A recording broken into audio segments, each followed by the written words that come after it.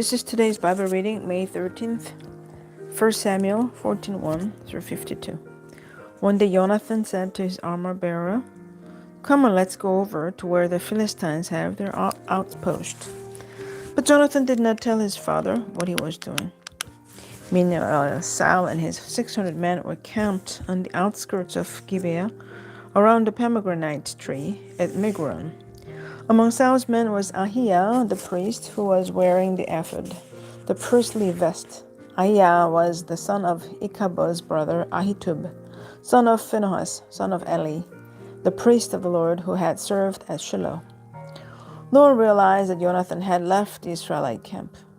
To reach the Philistine outpost, Jonathan had to go down between two rocky cliffs that were called Bozez and Seneh. The cliff on the north was in front of Michmash, and the one on the south was in front of Geba. "Let's go across to the outpost of those pagans," Jonathan said to his armor bearer.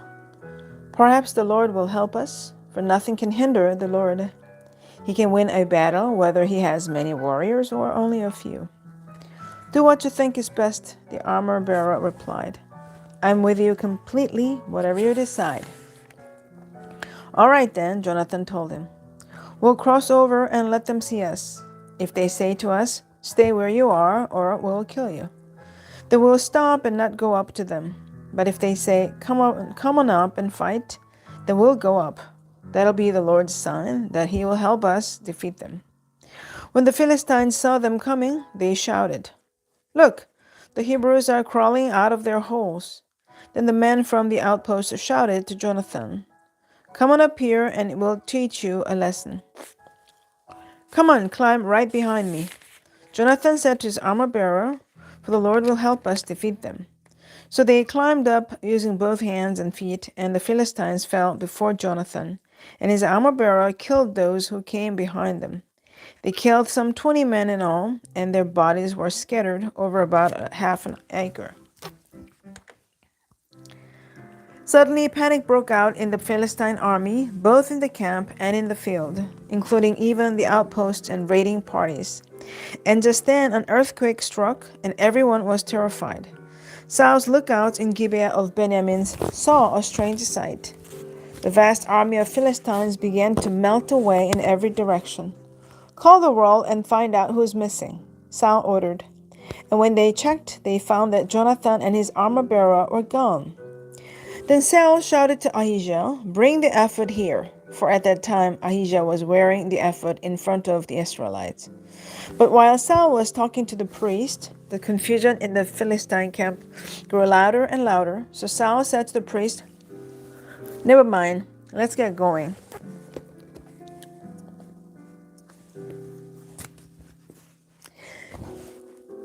Then Saul and all his men rushed out to the battle and found the Philistines killing each other.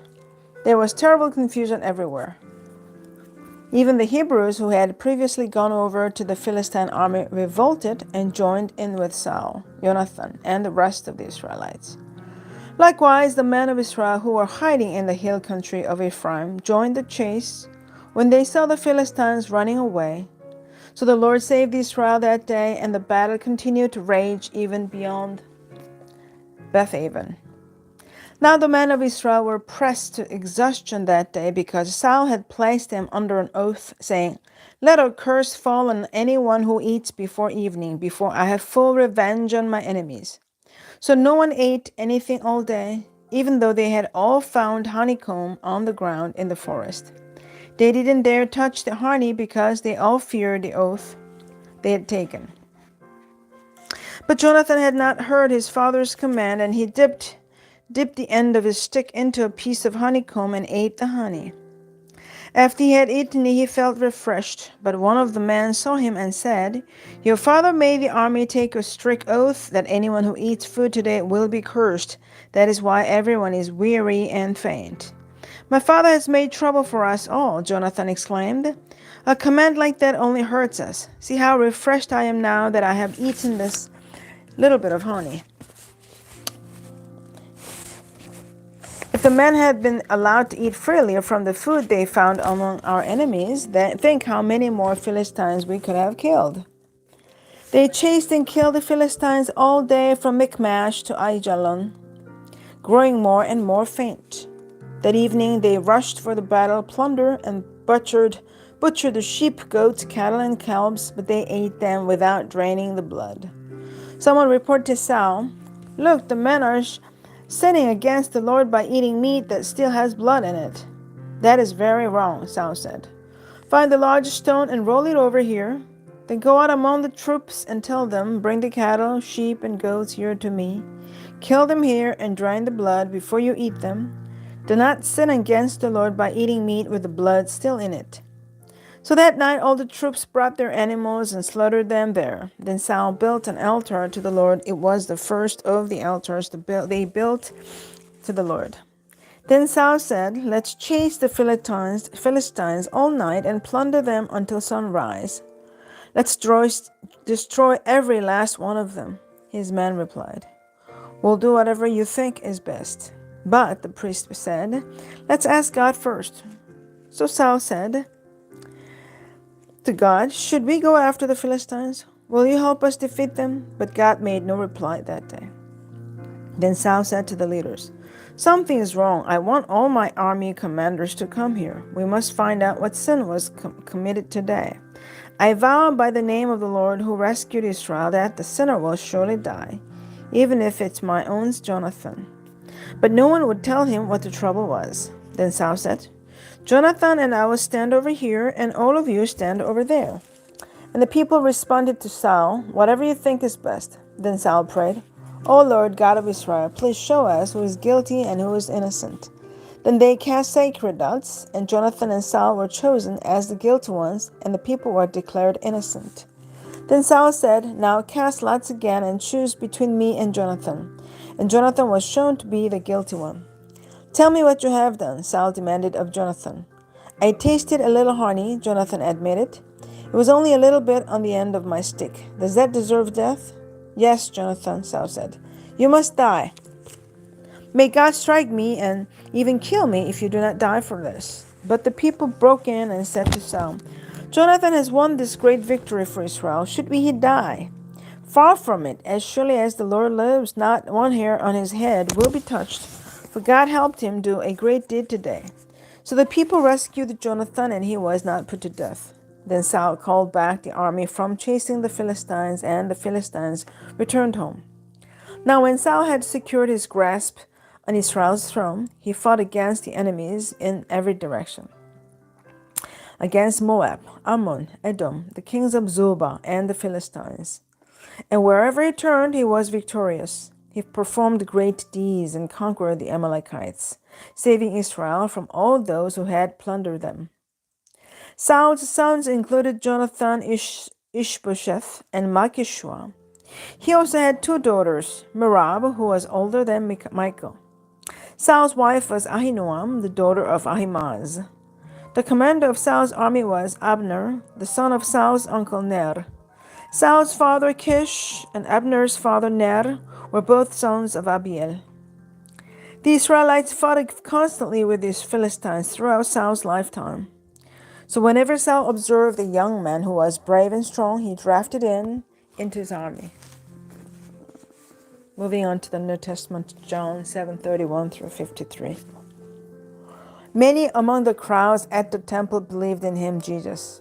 "After all," they said, "would you expect the Messiah to do more miraculous signs than this man has done?"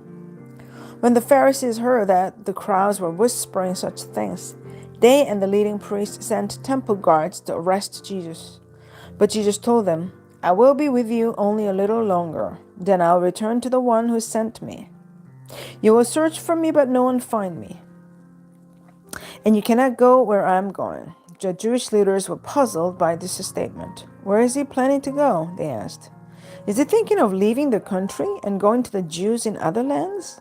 Maybe he will even teach the Greeks. What does he mean when he says, 'You will search for me but not find me, and you cannot go where I'm going'?" On the last day, the climax of the festival, Jesus stood and shouted to the crowds, "Anyone who is thirsty may come to me. Anyone who believes in me may come and drink. For the scriptures declare, rivers of living water will flow from his heart." When he said living water, he was speaking of the Spirit who would be given to everyone believing in him, but the Spirit had not yet been given, because Jesus had not yet entered into his glory. When the crowds heard him say this, some of them declared, "Surely this man is the prophet we've been expecting." Others said, "He is the Messiah." Still others said, "But he can't be. Will the Messiah come from Galilee? For the scriptures clearly state that the Messiah will be born of the royal line of David in Bethlehem, the village where King David was born." So the crowd was divided about him. Some even wanted him arrested, but no one laid a hand on him. When the temple guards returned without having arrested Jesus, the leading priests and Pharisees demanded, "Why didn't you bring him in?" "We have never heard anyone speak like this," the guards responded. "Have you been led astray too?" The Pharisees mocked. "Is there a single one of us rulers or Pharisees who believes in him? This foolish crowd follows him. But they are ignorant of the law. God's curse is on them." Then Nicodemus, the leader who had met with Jesus earlier, spoke up. "Is it legal to convict a man before he is given a hearing?" he asked. They replied, "Are you from Galilee too? Search the scriptures and see for yourself.